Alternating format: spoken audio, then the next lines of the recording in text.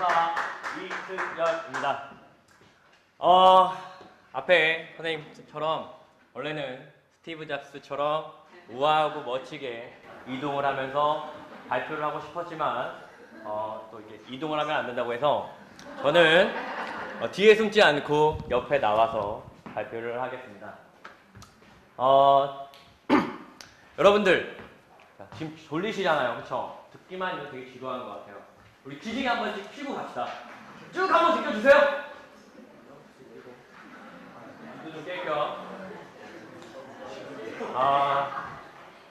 네. 자, 선생님들, 학생들이 어느 시간을 가장 좋아하시는지 아세요? 학교에 있을 때? 체육 시간. 또 어떤 시간 있죠? 정집 시간. 또 뭔지 있어요? 집에 가는 시간. 수업 시간은 별로 좋아하지 않습니다. 그리고 쉬는 시간을 되게 좋아하죠. 자고 있던 아이들이 깨어있는 시간이 언제냐면 쉬는 시간이에요. 왜 아이들은 쉬는 시간에 깨어있지만 수학 시간이나 영어 시간, 그리고 체육 시간이 아닌 이외의 정규 시간에는 아이들이 왜 잠을 자고 있느냐 이거죠. 교육의 본질에 앞서 어떤 교수 방법보다도 우리가 관심을 가져야 하는 것은 그 부분이라고 생각합니다. 저는 그것은 아이가 스스로 하느냐, 단순히 교사가 전달하는 지식을 듣고 있느냐라고 생각합니다. 여기서 저의 수업 포인트를 마쳤습니다. 제가 발표하려고 하는 수업 포인트는 크게 세 가지가 있습니다. 첫째, 아이의 활동을 강조하자. 좋은 말입니다. 이것을 어떻게 구체화할 것이냐. 두 번째, 접근성입니다. 스마트 교육이라고 생각하면 많은 생각이 떠오를 겁니다. 그런데 우리 학교에선 이게 없어서 안 돼. 우리 학교에선 이게 있어서 안 돼. 이 과목에선 안 돼. 우리 과목에선 이게 안 돼. 즉, 접근성을 고려하지 않을 수 없다는 거죠. 그리고 고등학교에서 무시할 수 없는 게 가장 뭔지 아십니까? 그렇죠. 입시입니다. 단순히 이 연구 수업이 일회성에 그치고 보여주기식에 그친다면 우리는 또 많이 듣는 예산 낭비일 수도 있고 필요 없는 보여주기식 수업이 될 수밖에 없습니다. 그래서 저는 이 세 가지, 활동성, 접근성, 그리고 또 한 가지 현실 적용 가능성에 대해서 고민을 해보았습니다. 먼저 이게 처음 써봐서 선생님들, 스마트 교육이라는 게 뭐라고 생각하십니까? 아마도 여러분들이 생각하는 스마트 교육이나 모든 선생님들이 생각하는 스마트 교육은 아마 이러한 측면일 수도 있습니다. 그러나 현실은 이럴 수도 있죠. 2013년 2월 22일자 데일리 뉴스에 났던 PC방 같은 의대생 수업실이라는 제목입니다. 자세히 보이진 않지만 노트북을 보시면 다 다른 활동을 하고 있습니다. 유튜브를 본다든지. 아마 이런 부분이 걱정되지 않을 수 없는 사실이죠. 그래서 저는 스마트 교육이라는 게 뭘까라고 생각을 해봤어요. 스마트 교육이라는 게 뭐라고 생각했는데 그 부분이 지금 아마 이쁘고 잘생기신 분들은 이게 보일 거예요. 뭘까 고민을 해봤습니다. 고민을 해봤는데 아까 선생님들이 얘기했던 스마트, 영어 선생님들 계시잖아요. S, 셀프 어쩌고 저쩌고, 자기적으로, 자기 주도적으로, 그 다음에 M, 모티베이트, 즉 동기가 부여된다는 거예요. 이 동기적인 측면을 저는 활동을 강조했습니다. 듣는 거 지루해요. 선생님들 벌써 졸리잖아요. 15분 이상의 수업을 하면 질릴 수밖에 없어요. 수학에서는 계열성이라는 특성 때문에 아이가 사인 30도를 모르는데 이렇게 얘기하면 선생님도 안 와닿잖아요. 그런 것처럼 앞에 선수학습의 부재는 이유학습에 장애를 가져올 수도 있습니다. 그래서 아이의 수준에 맞는 활동을 하자라는 생각을 했고요. SMA, 어댑티브 맞나요? 그래서 적용을 하자. 어댑티브가 아니야. 내 수준에 맞게 하고 그 다음에 리소스 프리, 그러니까 풍부한 자료를 가지고 테크놀로지 어쩌고 저쩌고 그래서 정보 기술을 이용하자는 겁니다. 그리고 저는 이러한 정보 기술에 대해서 되게 많은 고민을 했는데 이런 생각을 했어요. 아마 지금 연구학교로 지정되신 많은 학교와 아직 연구학교가 아닌 학교지만 스마트 교육에 관심을 갖고 있으신 선생님들은 어떻게 스마트 교육을 하지? 라는 생각을 했을 때 먼저 장비를 삽니다. 그리고 스마트 교실을 구축하죠. 그리고 여러 가지 앱들, 소프트웨어를 어떻게 활용할까를 생각해요. 그런데 이것은 잘못하면 교육의 수단과 본질이 전도될 수 있어요. 앱을 사용하는 게 목적이 되고 스마트 교실을 사용하는 게 목적이 된다면 교육의 본질이 전달됐다고 생각하십니까? 이 부분은 생각해 봐야 할 문제가 아닐 수 없습니다. 그래서 저는 진정한 스마트 교육이 뭘지를 생각했고 그 내용이 아까 말씀드렸던 이겁니다. 그래서 이러한 스마트라는 측면을 반영하기 위해서 저는 자기 주도적 학습, 좋은 말입니다. 어떻게 자기 주도적으로 학습을 할 거냐? 일단 설명식 수업을 지향했습니다. 그리고 수학은 내가 푸는 게 중요하다고 생각했기 때문에 문제 해결을 강조했습니다. 두 번째, 수학의 계열적 특성상 선수학습의 부재가 이유학습의 장애가 될 수 있으므로 학생에게 수준에 맞는 활동을 제시했어요. 그러한 방법으로 수준별 문제지를 나눠줬습니다. 이때 수준을 고려하는 게 상당히 어렵습니다.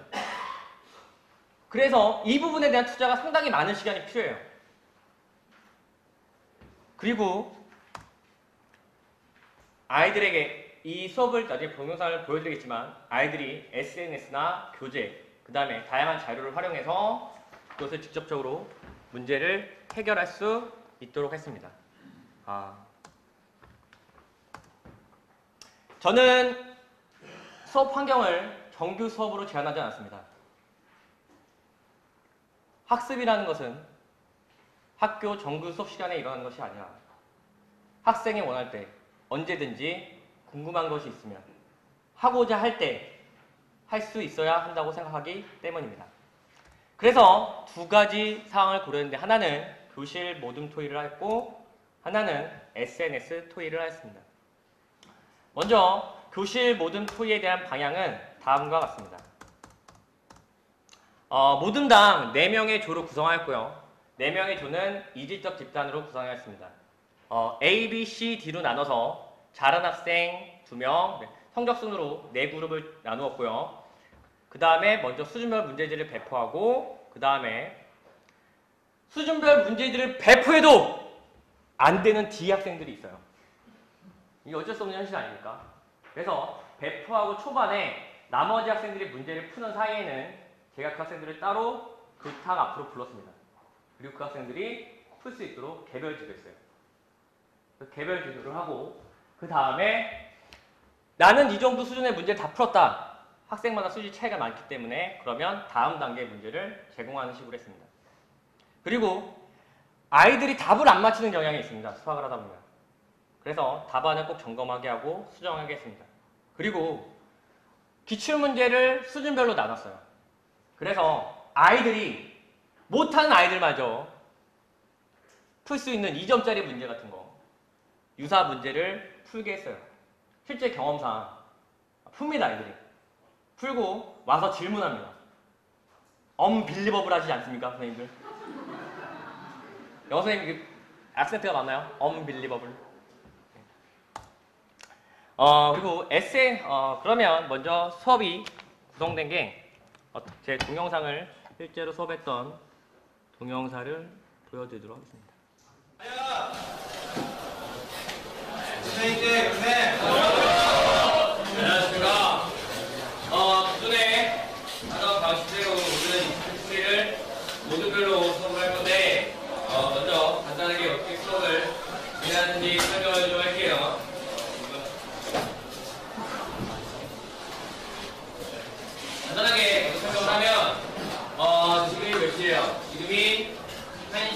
10분이죠. 맞아요. 1시 10분인데 우리가 간단하게 모든별로 30분 동안 먼저 나눠준 문제집을 풀어볼 거예요. 그래서 1시 45분까지 문제집을 풀어볼 거고요.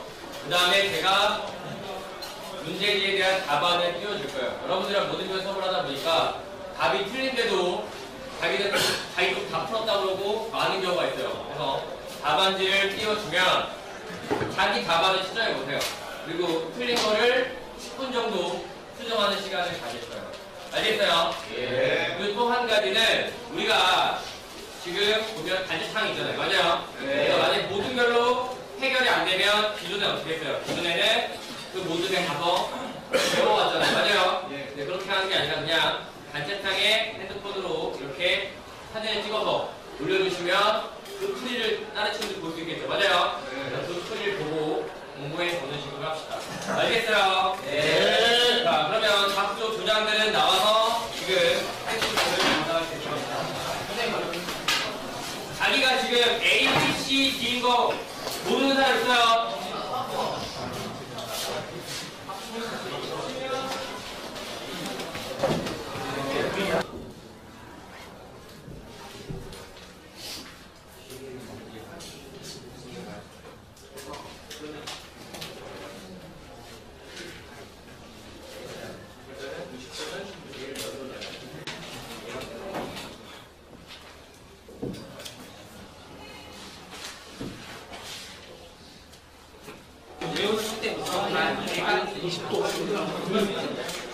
이런 거지 2분의 1 마이너스 사인 이때 얘가 공격 얘가 얘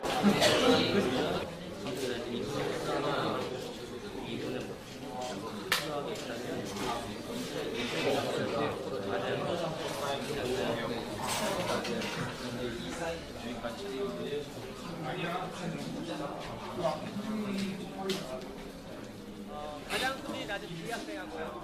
B학생입니다. B지만 토론에 참여합니다.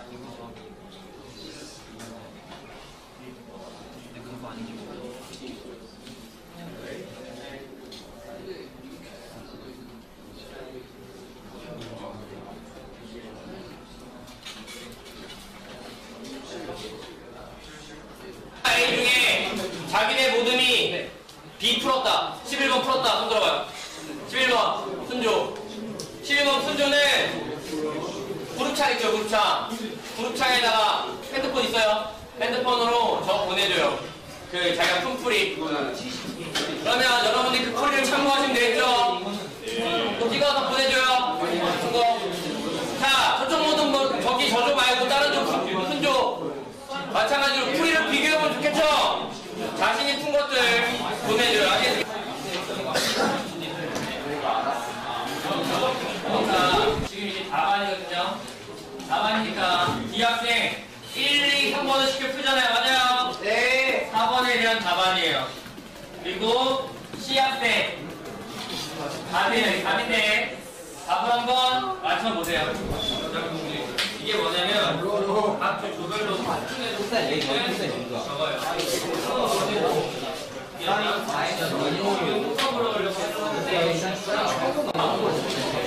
그럼 우리 지금 반 채팅창 있잖아요. 맞아요? 그래서 만약에 자기가 오늘 한 것 중에 모르는 게 있거나 하시는 분들은 채팅창에 질문을 하세요. 그럼 다른 출발도 있으니까 그거를 답변을 해줄 거예요. 알겠어요? 그리고 또 한 가지, 제가 B만 푼 사람들도 있을 거고 B만 푼 사람들도 있을 거고 C만 푼 사람도 있을 거 아니에요. 그런데 문제는 다양하게 풀어보는 게 좋잖아요. 맞아요? 그러니까요.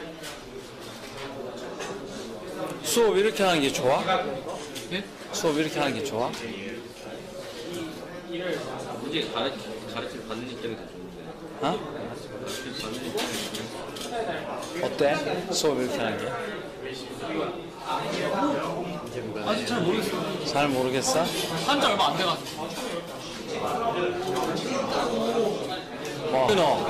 너 어때? 이렇게 수업하는 거? 저는요, 이 수업하고 우리 왜? 제가 잘하는 학생이 아니기 때문에 아까 가르침을 받는 입장에서 이 수업 방식은 정말 좋은 것 같습니다.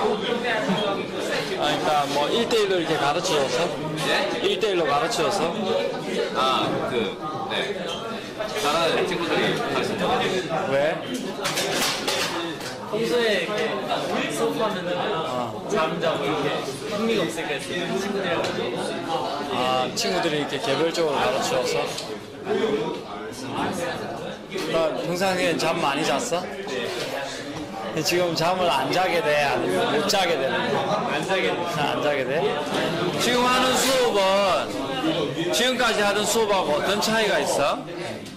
그러니까 자기가 몰랐던 내용을 그냥 수업할 때는 넘어갈 수도 있는데 애들이랑 하면서 그러니까 몰랐던 부분을 알게 되니까 수업 처음이에요? 네. 다른 과목에서 한 적 없고?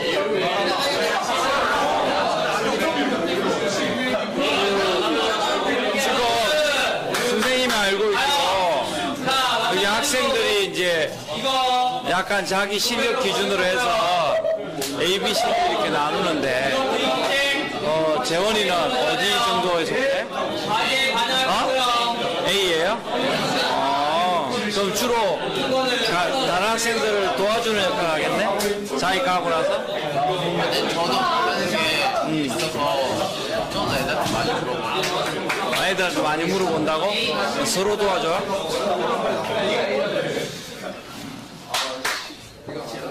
뭐 수학 수업을 계속 이렇게 하면 좋을 것 같아요. 네, 괜찮을 것 같아요. 다른 과목은? 다른 과목은 잘 모르겠어요. 잘 모르겠어요.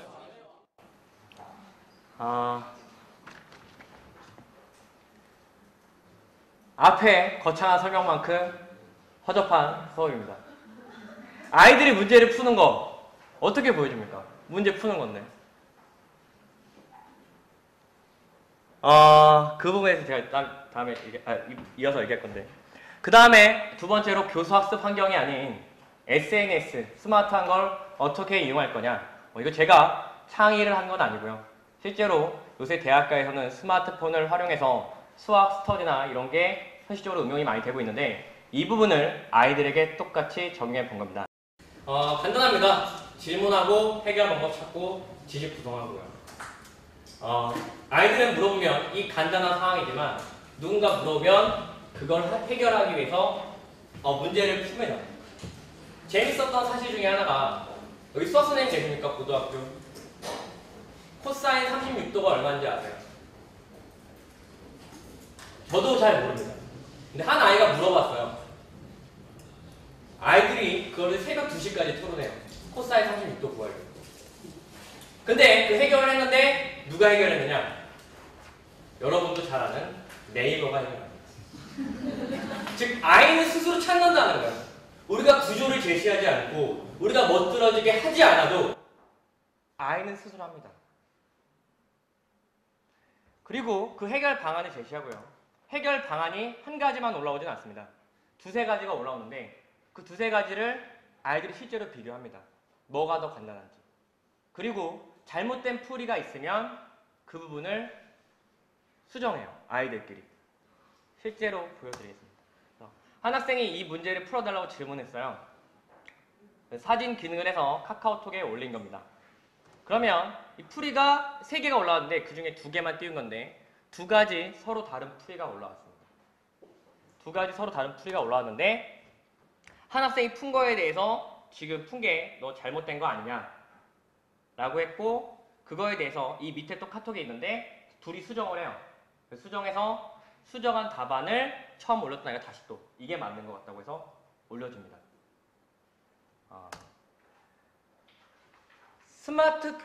스마트 교육이라는 화두가 제시되면서 어느 순간부터 스마트 기기의 도입과 스마트 교실의 구축 이 스마트의 중심이 되고 있는 건 아닌지 모르겠습니다. 스티브 잡스가 아이폰 3를 발명한 이후로 세상이 급변했어요. 어느 순간 사람들은 집에 있는 데스크탑을 쓰지도 않고 은행에 가지도 않습니다. 문자를 쓰지도 않고요. 카카오톡이라는 걸 쓰게 됐죠. 제가 말씀드리지 않아도 많은 스마트폰 이후에 세상의 변화가 왔습니다. 지금 우리가 소크라티브나 구글 앱이나 다양한 앱들을 활용하여서 아이들에게 그것을 활용하는 것을 가르치는 것이 중요한 것인지 아이에게 학습적 능력을 양성해 주는 것이 중요한 것인지는 생각해 볼 문제입니다. 왜냐하면 그 아이들이 성인이 되고 시간이 지났을 때에는 지금 쓰고 있는 앱이 쓸모 없는 것이 될지도 모르니까요. 그래서 저는 우리가 가르치고자 하는 것은 비판적 사고와 의사소통 능력, 그리고 자기관리 능력, 이타 등등. 제가 가르치고 싶은 건 아니고 2008 한국교육평가원에서 제시했던 21세기형 인재에 갖춰야 되는 능력인데 이러한 수업을 구현하는 것이 더 중요하다고 생각합니다.